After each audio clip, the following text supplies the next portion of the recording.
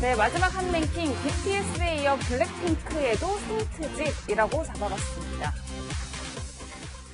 네, 중국 네티즌들이 이번엔 국내 걸그룹이죠. 블랙핑크를 문제 삼고 나섰습니다.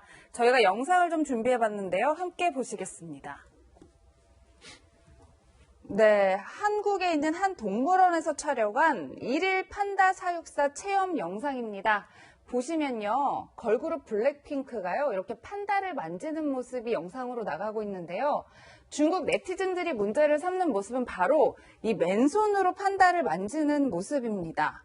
평론가님, 네. 도대체 왜 저의 영상이 문제가 되고 있는 거죠? 그러니까 뭐 판다는 거의 뭐 중국의 국보. 그래서 우리나라 에버랜드에 들어와 있는 판다, 이 아기 판다인데요.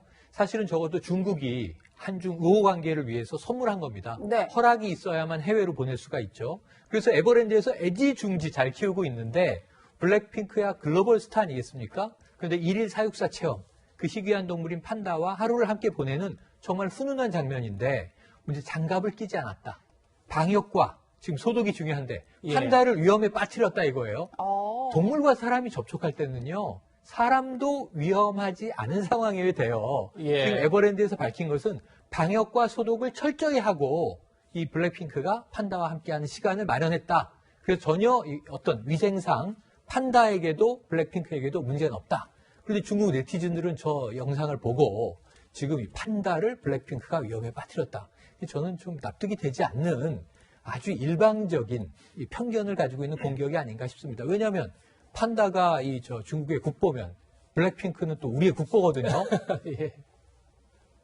예, 이현주 의원님. 네. 근데 지금 영상을 보면 장갑을 낀 모습도 있고 사실 장갑을 끼지 않은 모습도 있는데 네. 장갑을 끼지 않은 사람이 누군지는 사실 명확치는 않습니다.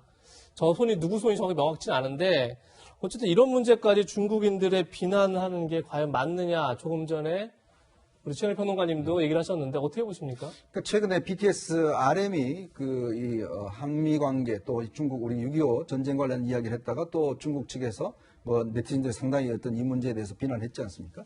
이것도 마찬가지죠. 그러니까 말도 안 되는 이야기를 가지고 지금 중국의 네티즌이라는 명목으로 이게 어떤 관영 매체와 함께 어떤 비판하고 있는 것인데 앞으로 저런 일이 더 많아질 겁니다. 왜냐하면 중국 지금 시진핑 체제가 어떤 면에서 보면 예상을 오랫동안 지속이 되면서 굉장히 국가주의를 강조를 하고 있어요. 그리고 또 주변국에 대해서 자신들의 문화적 우월성, 뭐 문화라고 이야기하지만 이 우월성들을 지금 하기 위해서 저렇게 어떤 상식에 벗어나는 행태들을 지금 보이고 있는 거거든요. 그러니까 저런 것들 어떤 면에서 보면 문제를 일으켜서 자신들 내부의 결집을 일으켜내고 또 상대국에 대해서는 어떤 면에서 보면 견제를 하고 뭐 아시겠지만 사실은 그 빌보드 차트에 중국 사람이 올라간 적이 있습니까? 우리 블랙핑크 BTS 다 올라갔습니다. 그러니까 질투를 하는 거죠. 그러니까 쓸데없는 저런 문제 제기와 지금 핑계를 잡고 계속 비난하는 겁니다. 자기들이 이렇게 못 뜨니까 결국 이 아무것도 아닌 문제를 가지고 저렇게 계속적으로 네티즌이라는 명목으로 해서 저는 비난하는 것이 아닌가 그렇게 해석을 하고 싶습니다. 네, 위원님 걱정을 안 할 수가 없는 게 사실 이제 향후 한류 가수들의 활동에 어떤 영향이 미칠까봐 좀 걱정이 되긴 해요. 그러니까 아마 앞으로 어쩌면서 보면 중국이 여러 가지 어떤 경로를 통해서 우리를 어떤 면에서 보면 억제할 가능성이 있어요. 그러니까 여러 가지 무역이나 이런 것뿐만 아니라 그러니까 어떤 면에서 이 부분에 대해서 우리가 정부 차원 이런 부분에서 자꾸 중국은 그럴 것이다. 당연하다. 이런 식으로 하버리면 중국이 어떤 면에서 보면 굉장히 많이 할 수가 있습니다. 그러니까 네. 당당하게 우리가 목소리 낼 걸 목소리 내고 외교적으로도 중국이 지난번 BTS 이야기 할 때도 보면 우리 정부에 대해서 어떤 정부가 적극적으로 대응을 해야 되는데 그렇게 못했지 않습니까? 네. 그런 부분들은 반드시 짚고 넘어가야 중국도 나중에 그러지 않지. 자꾸 이런 것들을 그냥 그러니 하고 넘어가서는 안 된다고 봅니다. 네.